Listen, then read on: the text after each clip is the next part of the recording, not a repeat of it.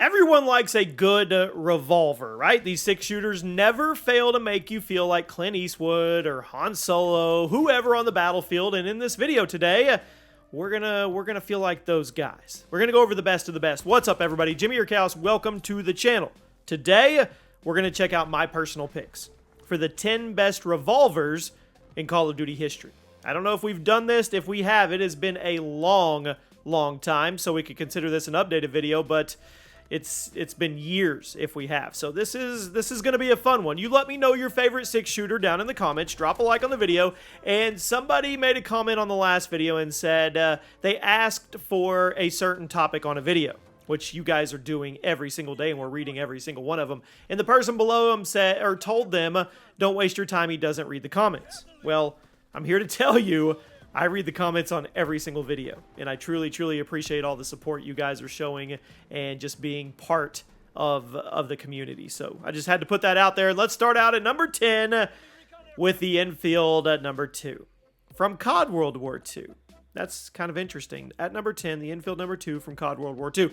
Call of Duty World War II is one of the only COD games to launch without a revolver. But Sledgehammer fixed that relatively quickly with some free DLC revolvers. The Enfield number 2, it was, you could say, a tad underwhelming in terms of animations and sound effects, but it did make up for those with some really good damage.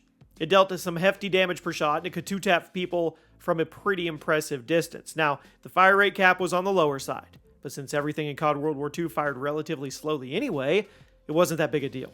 Of the 2 DLC revolvers added to COD World War II, I think this one was definitely the best choice. At number 9 today, the MP412 from Modern Warfare 3 2011. This pistol was rarely seen outside of the infected game lobby, and I always thought that was a shame. It was really strong. In a lot of ways, it was just as good as the 44 Magnum. I think it actually had a couple advantages, including the slightly lower recoil and the reload animation that I always thought was pretty underrated. Here's a minor spoiler alert for all of you. We're going to talk about the Modern Warfare 3 Magnum later in the video, but I wanted to give the MP412 some love because even though it wasn't as popular, it was an extremely good revolver. And if you're somehow still playing this game somehow, give it another try. The damage was good, the handling was good, and the effects and the feedback, they were top-notch. At number 8, the 357 Magnum all the way back in World at War. It's one of the beefiest secondary weapons in COD history. It was an absolute monster in World at War, and I think it was hands down the best pistol in the multiplayer. Yes, you only had 6 rounds at your disposal at that time, unlike other handguns, but you could drop somebody in 2 shots. And that recoil, it was kind of low. It was strangely low for a gun this strong. And I could be wrong here, but I think the World at War Magnum actually didn't have a fire rate cap, so you could literally spam it as hard as you physically could and go to town. It was a bit primitive compared to later versions of the 357, but it was an absolute force if you used it correctly. At number 7, lots of Magnums. The Magnum from Black Ops Cold War. I remember a lot of people saying this was one of the worst pistols in COD history back when Black Ops Cold War first came out, but once people had time to experiment in the gunsmith, I think opinions started to turn around.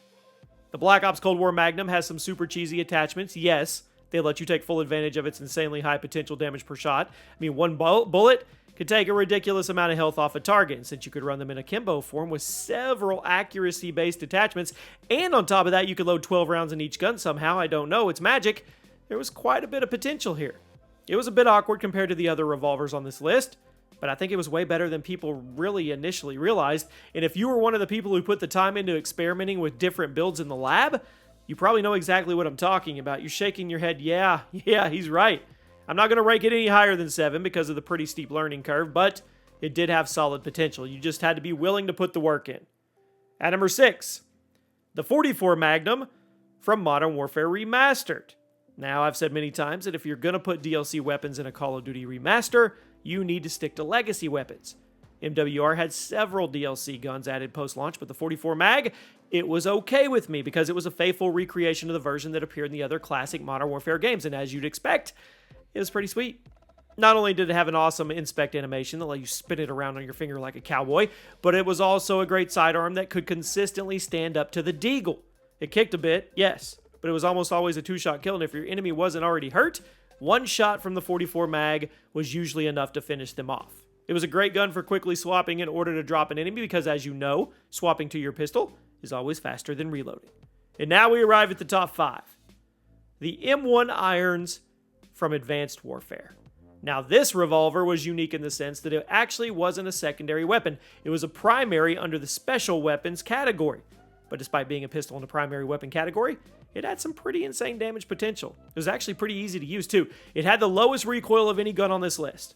It had a respectable fire rate cap of 600 rounds per minute, which is slow compared to other classic Call of Duty revolvers, but since you only needed 2 shots to kill, it's kind of quick. Base damage of the M1 irons, 52 per shot. So it was great for rushing enemy players, popping them quickly before boost jumping out of danger so you could do it all over again. I think this was an underrated pistol. A lot of people passed over it since it was a primary weapon, but I think it was worth using. The damage potential was nuts. And could you imagine with that damage potential if they had put it as a secondary? At number 4, the Python from Black Ops. To me, this is one of the most iconic pistols in COD history. Pretty unanimously seen as the best secondary weapon in the original Black Ops, and the reasons, pretty obvious. Not only did it have that sweet animation, had that sweet, sweet sound effect, but it also dealt insane damage with every pull of the trigger, usually enough to drop someone in 2 bullets. Then, you put the speed loader attachment on it, it got kind of insane. The akimbo option was also underrated since you could get 2 shots on someone at the same time and instantly kill them. There was definitely a handful of shortcomings with the Python, but ultimately, I think it did its job. Great gun to have in your back pocket, cleaned up damaged enemies with it, capable of going toe-to-toe with full health enemies as well. I mean, the fire rate cap was high, so if you could hit the trigger twice quickly, you actually had a better time to kill than some of the full auto guns in Black Ops.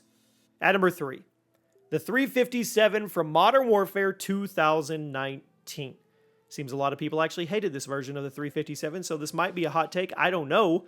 But I think the 2019 357 was one of the best revolvers in COD history for a number of reasons. Hear me out. For starters, insanely strong. Capable of dropping somebody with a single shot to the head. I mean, that's something. A lot of people were frustrated with the little delay between the, trigger pull and actually seeing the bullet come out of the barrel, which meant you had to stay on target just slightly longer than other guns in the game that fired immediately upon pulling the trigger. But I think this little quirk just made it more of a high skill and high reward weapon. Again, this version of the 357 could get an insta-kill with a single headshot if you were within a certain distance. And if you wanted to take full advantage of that potential, you could equip some range-extending attachments, the monolithic suppressor, the extended barrel. But another reason to love this version of the 357 was the snake shot ammo conversion. It turned it into a shotgun pistol, basically a better version of the Executioner from Black Ops 2. I mean, dual-wielding snake shot 357s was pretty wild. It was a wild way to play Modern Warfare, and they had to be nerfed a couple times in both multiplayer and Warzone because they were too OP. It was a bit harder to use than other revolvers in COD history, but I think it was worth getting good with, and because of that insane damage potential, I got it at number 3 today. Might be a hot take, I don't know, because I know a lot of people hated the revolver for some reason, but as you know, it's my video, and that's where I'm putting it. At number 2, the 44 Magnum from Modern Warfare 3 2011. Now, the OG MW3 had some insane secondaries. This was the game that gave birth to the now infamous FMG9s, but it also had the MP9 and a slightly nerfed version of the G11s. But one handgun that was frequently overlooked was the 44 Mag. It was almost always a 2-shot kill, had that really quick reload animation, you could dual wield it for an insta-kill, you could throw a tactical knife on it, and it had surprisingly low recoil for a weapon that was packing that much heat. Now, I've heard arguments that this version of the 44 wasn't actually that good, but you know what? I totally disagree. I think the 2011 44 Magnum was great. I'm happy to put it at number 2. I'm not saying it was the best pistol in COD history, but when you stack it up to the other revolvers on this list, and you just consider how fast it handled with how easy it was to use, and how strong it was with every pull of the trigger, and how well it complemented basically every primary weapon in the game, I think it deserves a spot. I'm sure some of you will disagree, but at the end of the day, once again, it's my list. I think it's a really good gun. But at number 1, the best COD revolver, hands down, has to be the Mozu from Black Ops 4. It's not shocking. It's not a surprise. Come on, if you know your COD history, you know. Classic 6-shot revolver, insane damage potential on its own, had some really good handling traits for very low recoil, but of course what set it apart and really gives it the number 1 spot today was the skull splitter attachment. It made an insta-kill with a single headshot no matter how far the enemy was away. I laugh at that. I don't know why. Skull splitter attached to the Mozu is honestly the best gun in the game. Think about it. You had the handling speeds of a pistol, super low recoil. You could instantly delete anybody who got in your way as long as you were aiming high. And even if you didn't hit someone in the head, the Mozu was going to clean up full health enemies in a few shots. So the time to kill was nuts, no matter what. You put the skull splitter on there and a speed loader, it was unstoppable. If you ask me, it's the best revolver in COD history. We could put an asterisk next to it if you want to. May not be the most iconic or the coolest sounding example of a COD 6 shooter, but it was hands down the most potential. It just had the most potential. Most potential for insane gameplays, and the fact that it could instantly kill someone from across the map. It's too much to ignore for the list. This is the definitive best revolver in COD history. Let me know where I got it right. Let me know where I got it wrong. Let me know one COD revolver that was deserving to make the list. And yes, I do read the comments. I'll see you guys soon.